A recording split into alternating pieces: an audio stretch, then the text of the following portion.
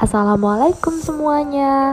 Pada kesempatan kali ini, kami dari kelompok 2 akan menyampaikan materi tentang opini auditor dan laporan auditor.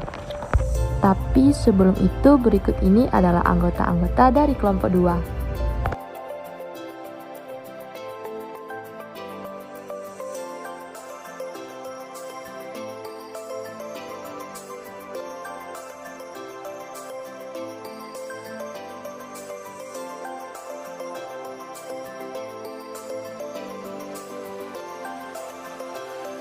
Pada opini auditor terbagi menjadi dua.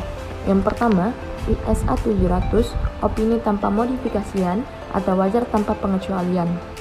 Opini menyimpulkan bahwa laporan keuangan disajikan dalam semua hal yang material, sesuai dengan kerangka pelaporan keuangan yang berlaku. Selanjutnya, pada SA 705 atau opini modifikasian, auditor menyimpulkan berdasarkan bukti audit yang diperoleh bahwa yang pertama, laporan keuangan secara keseluruhan tidak bebas dari kesalahan penyajian material, atau yang kedua, auditor tidak dapat memperoleh bukti audit yang cukup dan tepat untuk menyimpulkan bahwa laporan keuangan secara keseluruhan bebas dari kesalahan penyajian material. Opini modifikasian. Yang pertama, opini wajar dengan pengecualian dinyatakan ketika auditor berdasarkan bukti audit yang cukup dan tepat yang telah diperoleh menyimpulkan bahwa kesalahan penyajian baik secara individual maupun kolektif adalah material, tetapi tidak pervasif terhadap laporan keuangan. Yang kedua, auditor tidak dapat memperoleh bukti audit yang cukup dan tepat yang mendasari opini auditor, tetapi auditor menyimpulkan bahwa kemungkinan dampak kesalahan penyajian yang tidak terdeteksi terhadap laporan keuangan, jika ada, dapat bersifat material tetapi tidak pervasif. Yang kedua, ada opini tidak wajar dinyatakan ketika auditor berdasarkan bukti audit yang cukup dan tepat yang telah diperoleh menyimpulkan bahwa kesalahan penyajian baik secara individual maupun kolektif adalah material tetapi pervasif terhadap laporan keuangan. Selanjutnya, 3. Opini tidak menyatakan pendapat terbagi menjadi dua artian. Yang pertama, auditor tidak boleh menyatakan pendapat ketika auditor tidak dapat memperoleh bukti yang cukup dan tepat yang mendasari opini auditor. Dan auditor menyimpulkan bahwa kemungkinan dampak kesalahan penyajian yang tidak terdeteksi terhadap laporan keuangan, jika ada, dan bersifat material dan pervasif. 2. Dalam kondisi yang sangat jarang terjadi dan melibatkan lebih dari satu ketidakpastian, auditor menyimpulkan bahwa meskipun telah memperoleh bukti yang cukup dan tepat tentang setiap ketidakpastian tersebut, auditor tidak dapat merumuskan suatu opini atas laporan keuangan karena interaksi yang potensial dan ketidakpastian tersebut, dan kemungkinan dampak kumulatif dan ketidakpastian tersebut terhadap laporan keuangan. Apa sih tujuan perumusan suatu opini dan pelaporan atas laporan keuangan?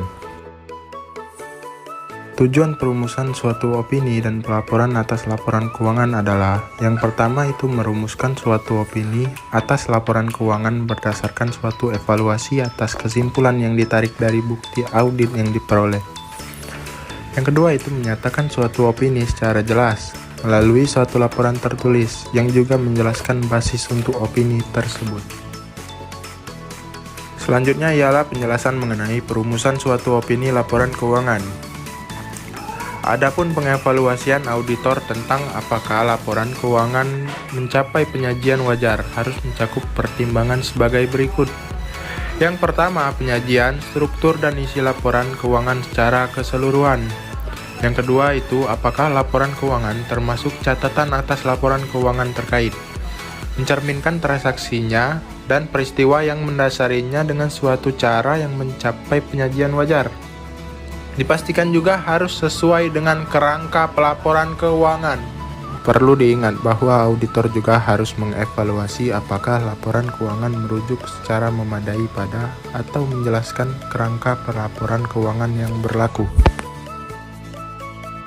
Selanjutnya ialah kondisi ketika suatu modifikasi terhadap opini auditor dibutuhkan. Yang pertama, ketika auditor menyimpulkan bahwa berdasarkan bukti audit yang diperoleh, laporan keuangan secara keseluruhan tidak bebas dari kesalahan penyajian material. Kedua, auditor juga tidak dapat memperoleh bukti audit yang cukup dan tepat untuk menyimpulkan bahwa laporan keuangan secara keseluruhan bebas dari kesalahan penyajian material.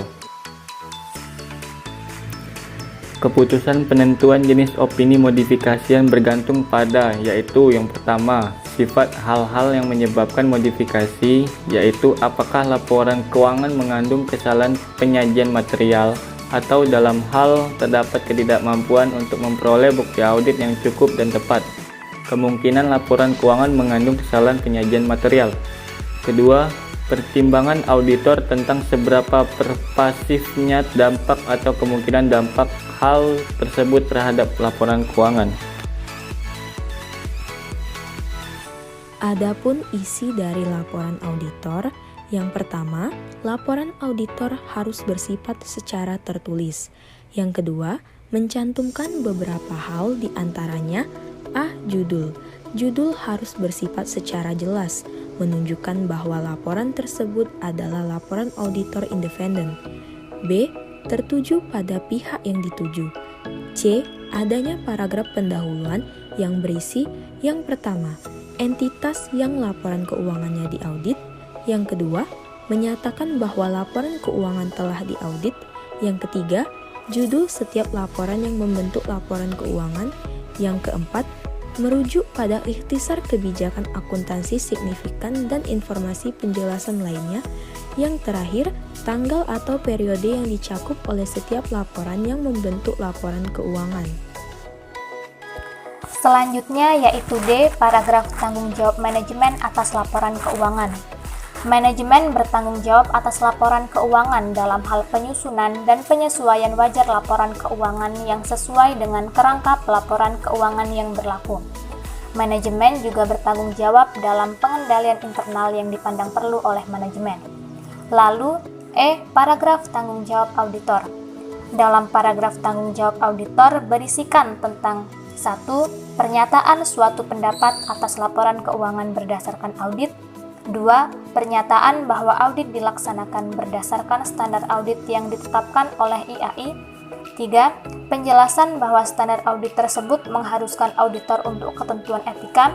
Dan 4. Penjelasan tentang audit dengan menyatakan bahwa pertama, suatu audit melibatkan pelaksanaan prosedur untuk memperoleh bukti audit atas angka dan pengungkapan laporan keuangan.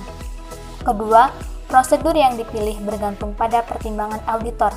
Ketiga, pengevaluasian atas ketepatan kebijakan akuntansi yang digunakan dan kewajaran estimasi akuntansi yang dibuat oleh manajemen. Dan yang terakhir, pernyataan bahwa auditor yakin bahwa bukti audit yang diperoleh adalah cukup dan tepat. Selanjutnya, F. Paragraf opini. Paragraf opini dibagi menjadi dua. 1. Opini tanpa modifikasian, yaitu laporan keuangan menyajikan secara wajar dalam semua hal yang material sesuai dengan kerangka pelaporan keuangan yang berlaku di Indonesia.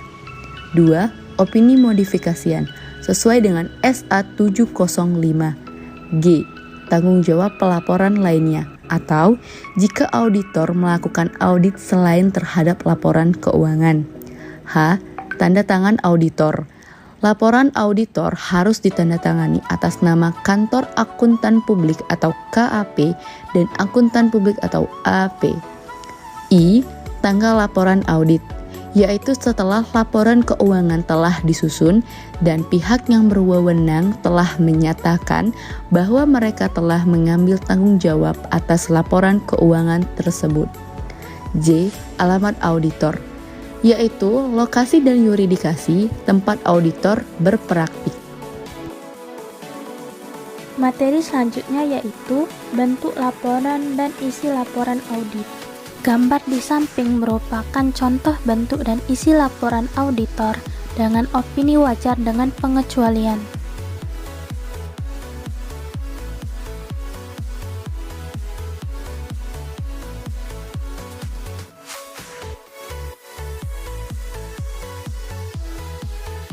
Lalu, gambar di samping merupakan contoh bentuk dan isi laporan auditor dengan opini tidak wajar.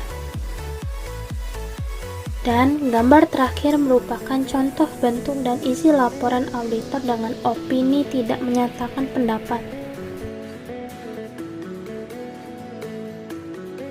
Baiklah, sampai sini dulu penjelasan dari kelompok kami. Mohon maaf bila ada salah-salah kata. Wassalamualaikum warahmatullahi wabarakatuh.